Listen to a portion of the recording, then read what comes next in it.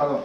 130 euros aproximadamente. ¿Y eso de dónde sacas el dinero? Es que en mi rato libre se ayuda a las personas pues, con cosas de internet, de los ordenadores. Es verdad que a ti siempre se te ha dado eso bien de mirar las páginas privadas, trucos para la velocidad del ordenador. Vaya chollo. Hace un día le pilla policía. Espero que no. Hasta luego. Hasta luego.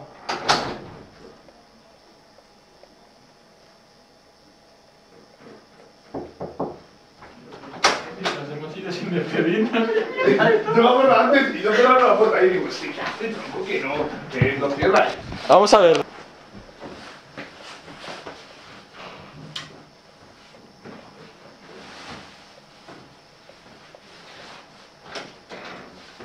¿Qué chaqueta más chula? ¿Cuánto te ha costado?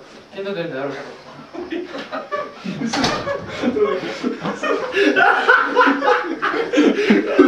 Esto me asusta.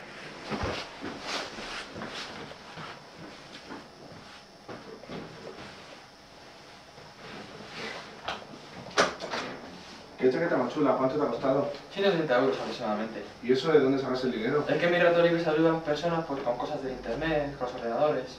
Ah, es verdad, que eso a ti siempre te ha dado eso. Un